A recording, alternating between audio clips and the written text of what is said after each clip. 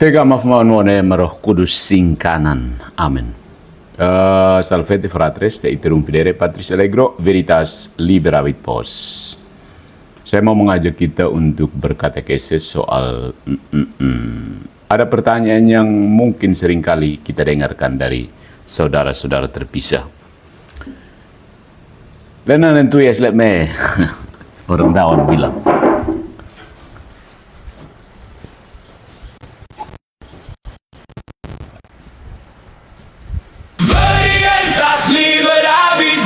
Bangkit, lihat dan pahami, kebenaran itu bukan milik kita. Kitalah yang harus kembali.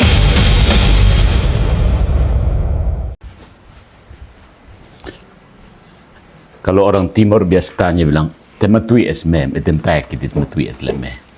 Itu maksudnya dalam bahasa Indonesia mana ayatnya? Mana ayatnya? Mana ayatnya? Itu yang sering muncul kalau dalam polemik dengan orang Katolik dengan saudara terpisah mereka. Nah, kali ini dan itu sering kali mencuat ketika orang Katolik mengajar tentang dogma Mariologi. Nah, orang-orang terutama yang di Timur akan berteriak, tematui eslamet etem tekman, tekman endulan matui etleme. Nah, tom le aumbian mes matui nak naksa. Oke ya. Let's go, vamos. L'aventure commence. Apa ini? Katekese kita kali ini adalah menelusuri akar Alkitabiah dari Mariologi. Ketika mana ayatnya tidak lagi cukup. Ya, masalahnya bukan pertama-tama tentang Maria. Maria itu teman saudara-saudara kita yang terpisah itu sangat-sangat menghormati, katanya.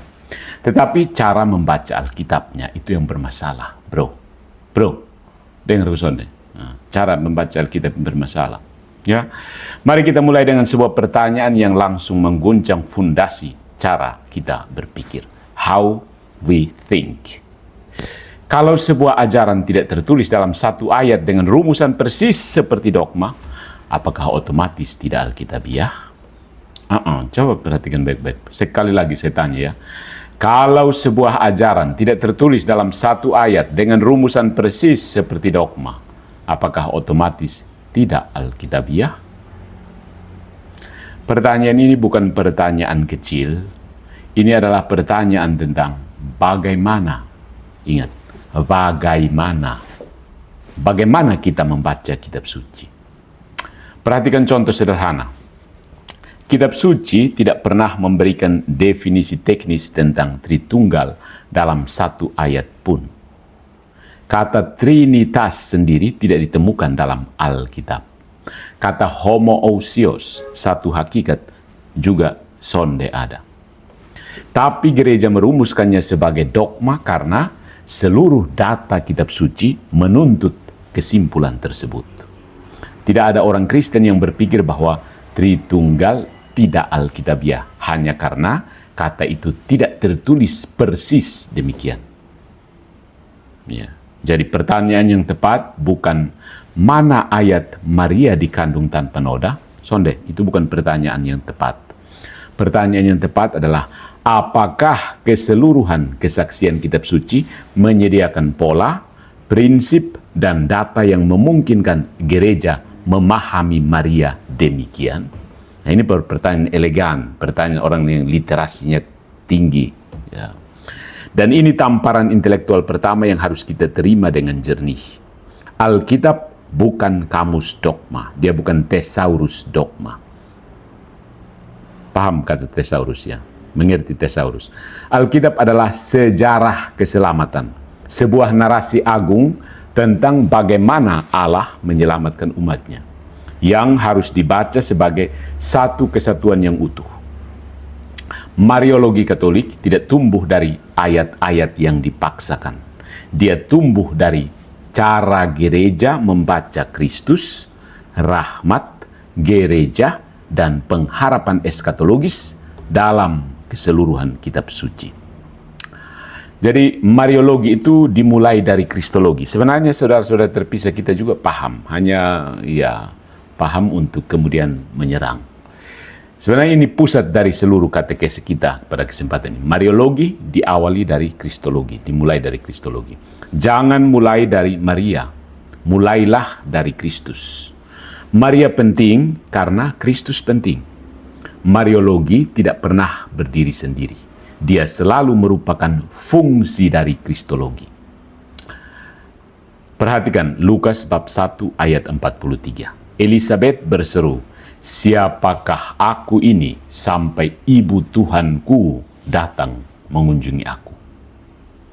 Pertanyaan mendasar yang harus kita jawab adalah, siapakah yang dikandung Maria? Maria nak kuno Roh Kudus, nak kun sekau. Ya. Maria itu mengandung siapa? Ya. Bukan sekedar tubuh manusia, itu bukan siapa. Tubuh itu apa, bukan siapa, ya. Ya kan? Tubuh itu apa? Siapa? Bukan sekedar tubuh manusia Yesus yang terpisah dari Sang Sabda. Yang lahir dari Maria adalah satu pribadi ilahi. Sang Sabda yang menjadi manusia. Maria tidak melahirkan sifat manusia atau natur manusia secara terpisah. Dia melahirkan pribadi Yesus Kristus yang adalah Allah. Karena itu, gelar Theotokos, Mater Dei, Bunda Allah, sebenarnya lebih banyak berbicara tentang Yesus daripada tentang Maria. Mari kita rumuskan dengan tajam. Maria tidak membuat Yesus menjadi Allah. Justru karena Yesus adalah Allah yang menjadi manusia, Maria disebut Bunda Allah. Di sini kita mulai melihat prinsip dasarnya. Kristologi, Mariologi. Kristologi, konsekuensinya Mariologi. Kalau Kristus dipahami secara benar, sebagai Allah sejati dan manusia sejati dalam satu pribadi, maka kedudukan Maria menjadi lebih mudah dipahami.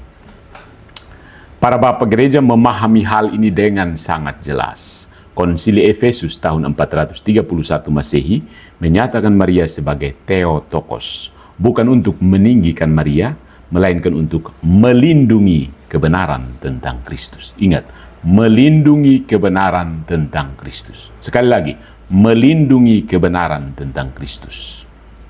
Seperti yang dikatakan Santo Agustinus, jika bunda itu fiktif, maka putra yang dilahirkan pun fiktif. Hati-hati. Yang berikutnya, Maria dalam pola besar kitab suci, Hawa baru dan tabut baru. Ini bukan cocokologi, ini bukan ngawur, ini bukan tanpa dasar. Camkan. Sekarang kita masuk ke bagian yang paling menarik secara biblis. Bagian di mana Alkitab sendiri berbicara melalui pola-pola tipologis yang keren, yang pulkrum, yang indah, bagus. Pertama, Maria sebagai Hawa baru, New Eve. Mari kita mulai dari Kejadian bab 3 ayat 15. Apa itu? Hafal mati kan? Proto-evangelium.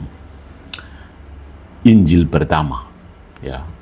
Aku akan mengadakan permusuhan antara engkau dan perempuan ini, dan antara keturunanmu dan keturunannya. Keturunannya akan meremukkan kepalamu, dan engkau akan meremukkan tumitnya. Perempuan dan ular. Jelas.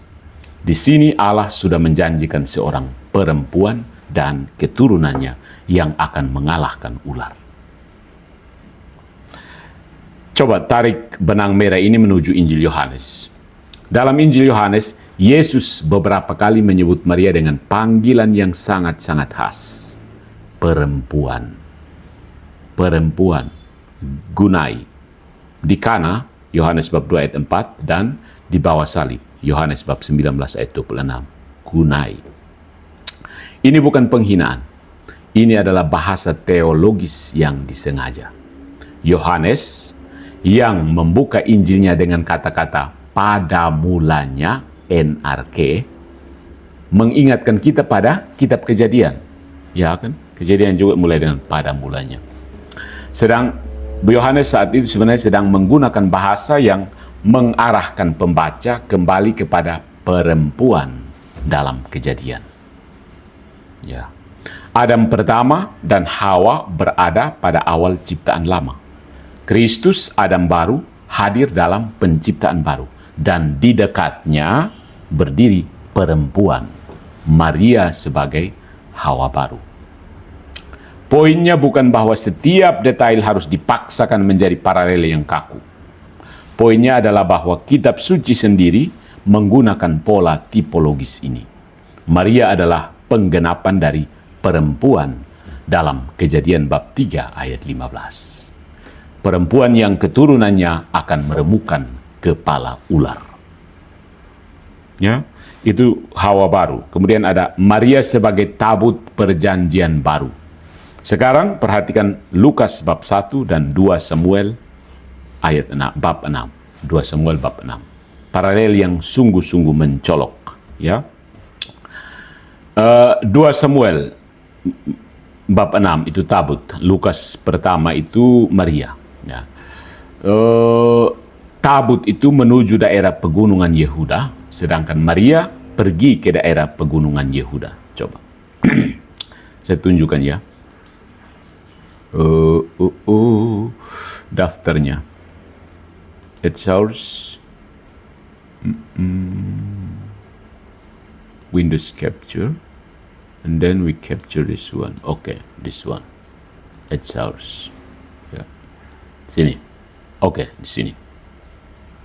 Lihat. PE mata kau balia. PE kosong mata. Okay. Ini ya. Jadi 2 Samuel bab 6. Tabut menuju daerah pegunungan Yehuda. Lukas, Maria pergi ke daerah pegunungan Yehuda. Ya. Kemudian Daud berseru tentang ketidaklayakannya, Elizabeth berseru tentang ketidaklayakannya. Siapakah aku ini? Kemudian Daud menari di hadapan Tuhan dan Yohanes melonjak dalam rahim Elizabeth. Tabut tinggal 3 bulan, Maria tinggal sekitar 3 bulan. Itu tipologinya 2 Samuel dan Lukas bab 1. Oke? Udah ya? Nah, saudara-saudara, bacaan tipologis Lukas bab 1 ayat 39 sampai 56 bersama dengan 2 Samuel bab 6 ayat 1 sampai 13 secara kuat menunjukkan bahwa Maria muncul sebagai antitipe dari tabut perjanjian. Antitipe. Dia memenuhi sekaligus yang tabut itu bayangannya, pemenuhannya ada pada diri Maria. Kemudian pertanyaan sederhana. Kalau tabut lama dihormati karena membawa tanda kehadiran Allah, Loh, Shekinah, bagaimana dengan Maria yang mengandung Sang Sabda sendiri? Diremehkan begitu saja. Oh, tidak perlu. Kau kan cuma alat. Ya, tabut lama juga cuma alat, tapi dihormati karena membawa tanda kehadiran Allah. Ren Laurentin, seorang ahli Mariologi terkemuka, mengajukan tesis bahwa Lukas sengaja menggambarkan Maria sebagai tabut perjanjian yang baru. Tabut lama berisi mana, tongkat Harun, dan loh hukum. Maria mengandung Sang Firman yang menjadi daging. Nah, di sini kita bisa mengucapkan satu kalimat yang kuat. Maria tidak menggantikan tabut. Maria adalah pemenuhan tipologisnya. Sebab yang dahulu dilambangkan kini hadir dalam daging. Gitu. Jadi Hawa baru dan tabut perjanjian baru. Nah, dari kitab suci mari kita berlangkah menuju dogma Maria. Hati-hati, jangan sampai terpeleset. Tak. Sekarang kita baru masuk ke 4 dogma. Sekarang kita masuk ke dalam 4 dogma Maria. Mater Dei, Semper Virgo, Immaculata, dan Assumpta. Oke, kita tidak usah bahas terlalu panjang ya. Banyak yang sudah tahu. Kita hanya singgung sedikit dalam hubungan dengan kitab suci. Ya. Keempat dogma ini sebagai 4 konsekuensi dari satu pusat, Kristus dan rahmatnya. Ingat, 4 dogma Maria ini, Mater Dei, Semper Virgo, Immaculata, dan Assumpta, itu adalah 4 konsekuensi dari satu pusat, yaitu Kristus dan rahmatnya. Solus Christus. Ya. Mari kita lihat yang pertama, Theotokos, Bunda Allah, bahasa Latinnya Mater Dei. Dasarnya Lukas bab 1 ayat 43. Pesannya, siapa Maria ditentukan oleh siapa Kristus. Karena Yesus adalah Tuhan, kurios. Dan dalam perjanjian baru, kurios seringkali merujuk pada keilahian, maka Maria adalah bunda Tuhan. Yang kedua, Maria tetap perawan, virginitas perpetua atau semper virgo. Secara singkat, Matius bab 1 ayat 25 tidak otomatis berarti Maria kemudian hidup sebagai pasangan suami istri biasa.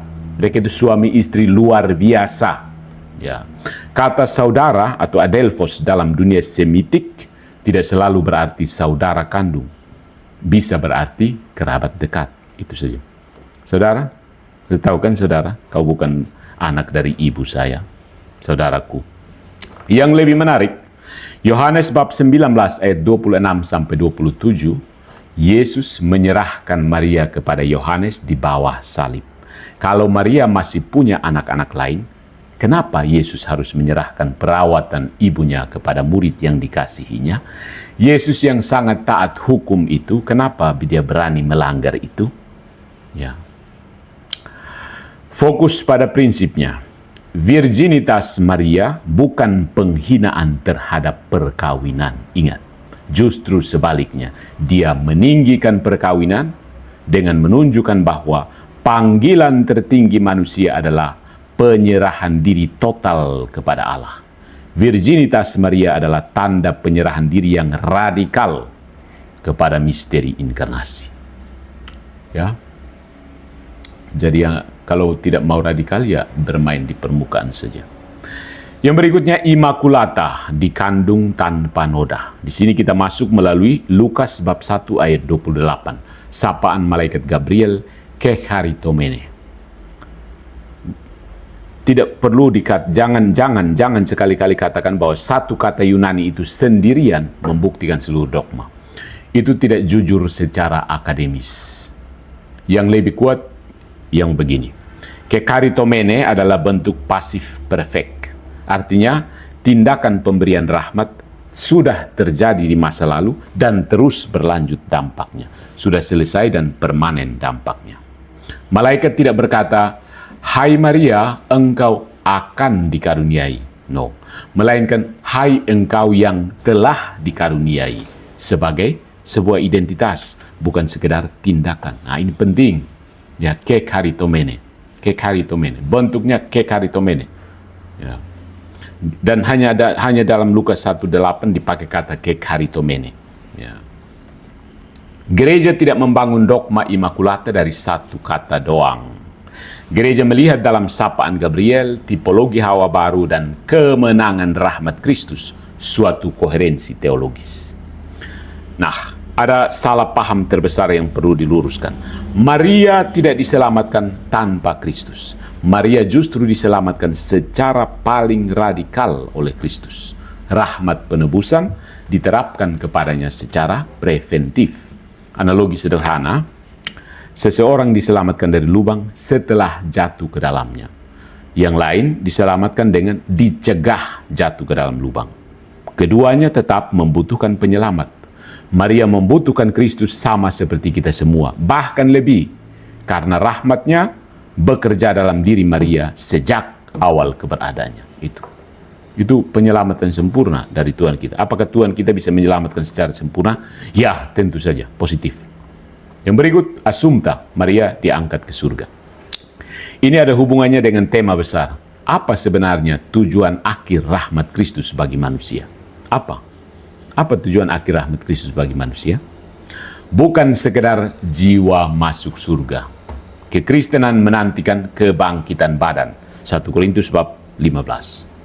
Assumptio Maria, diangkatnya Maria dengan tubuh dan jiwa ke dalam kemuliaan surgawi, dipahami sebagai partisipasi istimewa dalam kemenangan eskatologis Kristus. Jadi, Immaculata berbicara tentang awal karya rahmat pada Maria, dan Assumptio berbicara tentang kepenuhan karya rahmat tersebut.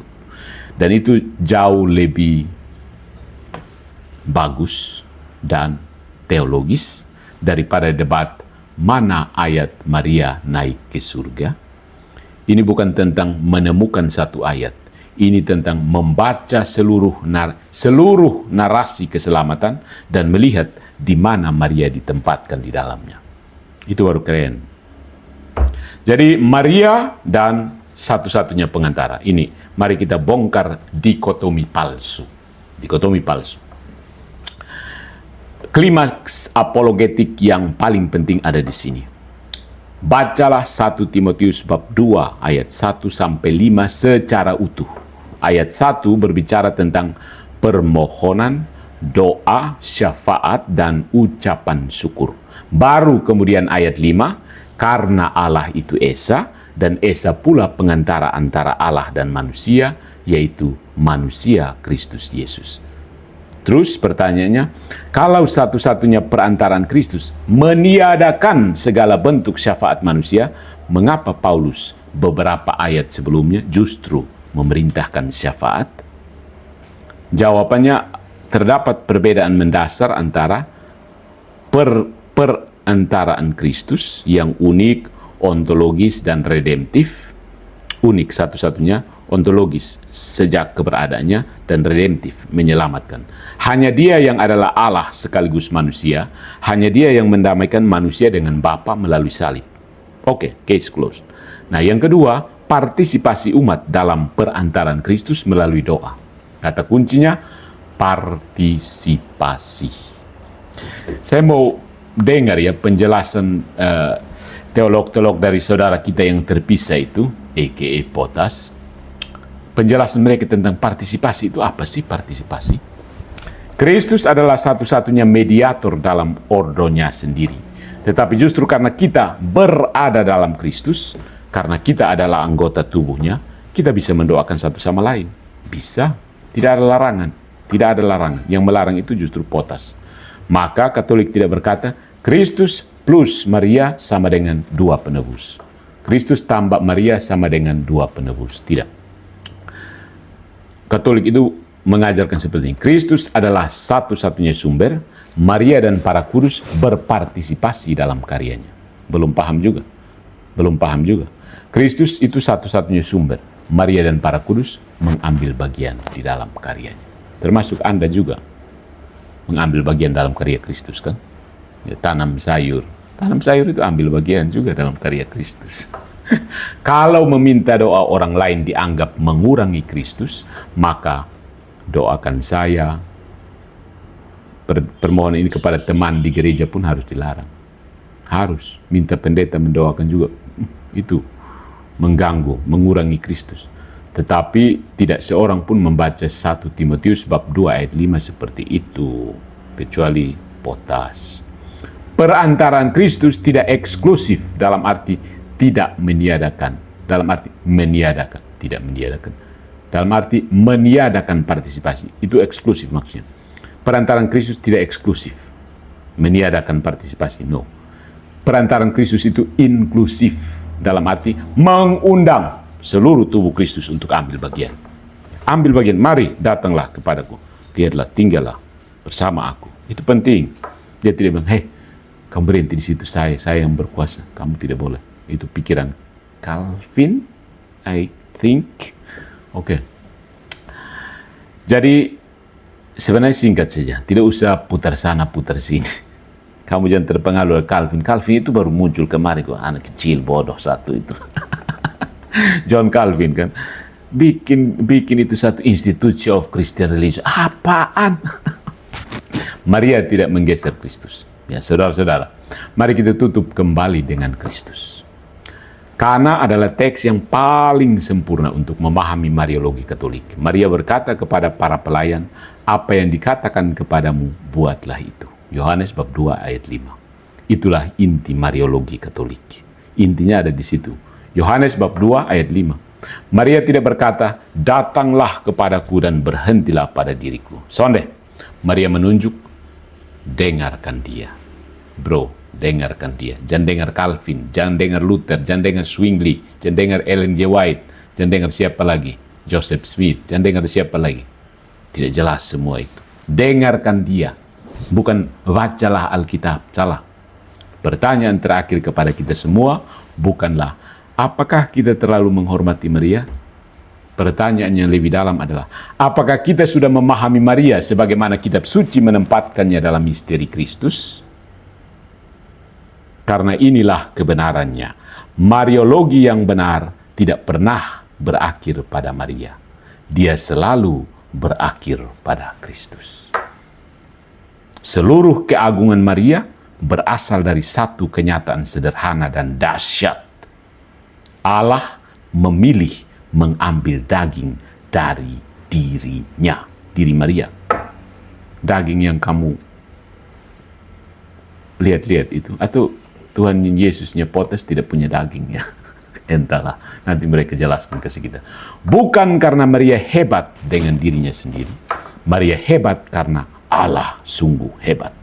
Dan Allah memilih untuk masuk ke dalam sejarah melalui rahim seorang perempuan Nazaret yang rendah hatinya bukan main. Tidak seperti kaum heretik yang sombongnya minta ampun. Magnificat anima mea Dominum. Jiwaku memuliakan Tuhan. Lukas bab 1 ayat 46. Itulah Mariologi sejati. Bukan memuliakan Maria, tetapi melalui Maria memuliakan Tuhan. Ya, ya. Coba lukisan yang bagus itu, Anda mengagumi lukisannya, pelukisnya langsung cemburu kah? Pelukisnya justru bangga. Wah, saya punya lukisan ini keren juga ya. Tapi itu analogi saja ya. Ingat, analogi. Mari kita renungkan lebih lanjut. Pertanyaan untuk direnungkan. Tantangan atau permenungan lebih lanjut. Siapapun Anda yang mengikuti katekes ini. Yang pertama, tantangan bagi pembaca Protestan. Ya. Mariologi Katolik tidak dapat dipahami jika dipisahkan dari hermeneutika tipologis yang membaca Perjanjian Lama dan Baru sebagai satu kesatuan. Pertanyaan mana ayatnya seringkali melewatkan kekayaan tipologi yang justru disediakan oleh Alkitab sendiri. Ya, ini tantangan untuk kalian. Yang kedua, tantangan bagi pembaca Katolik. Ya, penghormatan kepada Maria harus selalu berakar pada kitab suci dan berakhir pada Kristus. Mariologi tanpa kristologi adalah penyembahan berhala. Kristologi tanpa Mariologi adalah pemahaman yang tidak utuh tentang inkarnasi. Nah, ini tawaran bagi semua. Bacalah Lukas bab 1 dan bab 2 dan 2 Samuel bab 2 ayat 6. 2 Samuel bab 6 secara berdampingan, kasih paralel. Kemudian bacalah Kejadian bab 3 dan Yohanes bab 2 dan 19 secara bersamaan. Biarkan Alkitab berbicara dengan bahasa tipologisnya sendiri. Ya, ingat bahasa tipologisnya sendiri. Dan lihatlah betapa indahnya gambaran Maria yang muncul dari bacaan seperti itu. Ya. Jadi stop bilang orang Katolik menuhankan Maria. Ada yang bahkan bilang ada kuadrat tunggal. Itu semua penipuan dari polemikus Protestan untuk mencari umat Katolik yang pemahamannya masih minim. Jadi dengarkan katekes orang Katolik, bukan ikut polemikus Protestan ya. Camkan.